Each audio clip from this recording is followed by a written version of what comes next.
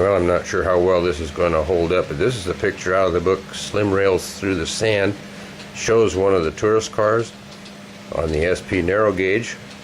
And so anyway, this is car 251, and I'm not sure how well this is going to show up, but this is a photo of in the book of the real car. See if I can zoom in on some of the detail here a little bit. You say here's the end with the men's room on it. And over here, this is the back side of the ladies' room right here. There were 5 cars built this way for tourist service, and these were the inspiration for my tourist train. So anyway, this is the car 251, the tourist car.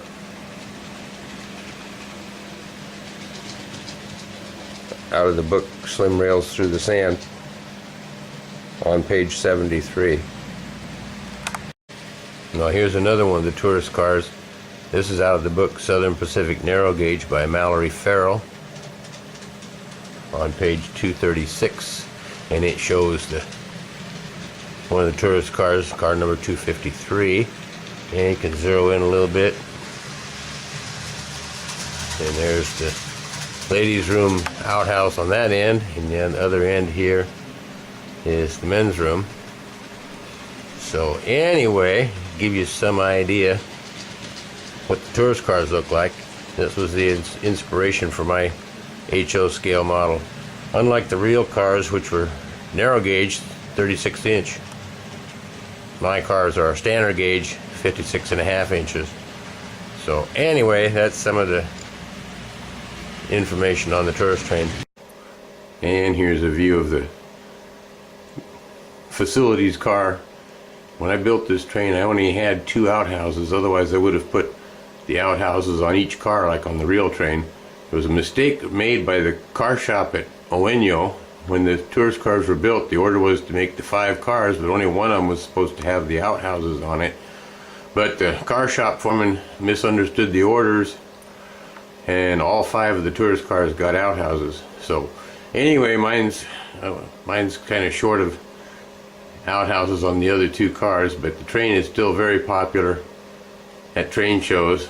So whenever I go to a train show and I'm going to be running something, the tourist train is usually what goes. And a more detailed look and some information on the tourist cars. They started out as Athearn 40-foot flat cars. I added the benches from Pacific HO. They're streetcar seats. They're wood. They're real wood pine seats.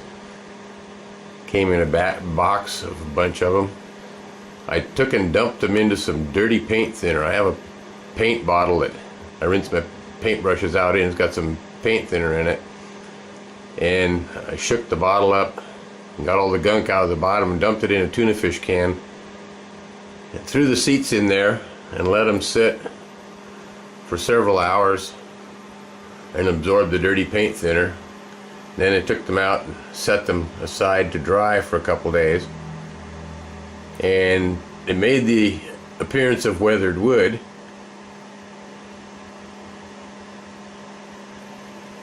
So you can kind of see the seats there on the train.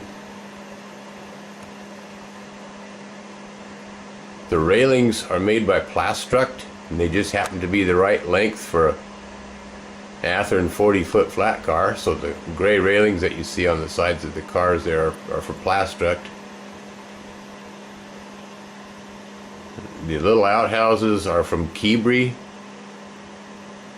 They were left over from a diorama that I did of an old West town for someone, and I wish I would have had 4 more of the outhouses so I could have had them on all 3 cars. And so they were painted boxcar red to match the flat cars. The passengers are from Merton and Bachman and Lifelike and Pricer and Volmer and various other places, Woodland Scenics, wherever I could get seated passengers. Most of the passengers are seated, but like you see here, this guy's waving his hat, standing up.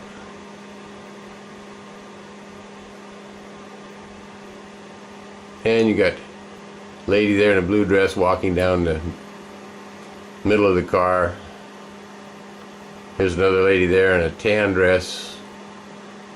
I've got some drop steps at each ends of the cars to allow passengers to go from one car to another.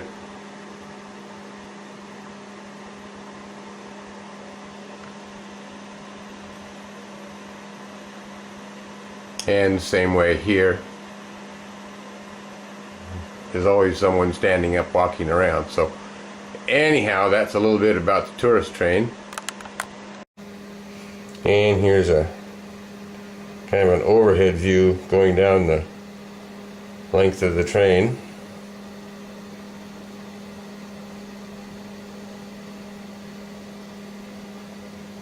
And we're going over from the first car to the second car.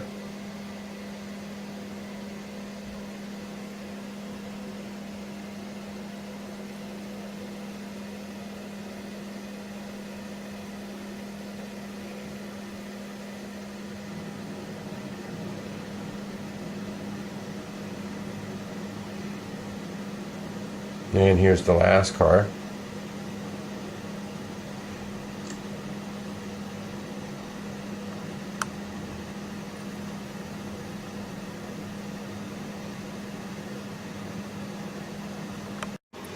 The tourist train always runs with nothing other than itself, so it has dummy cuppers in between here, between the cars, so it will not uncouple. And then on each end, of course, we have KD cuppers, but between the cars are dummy cuppers.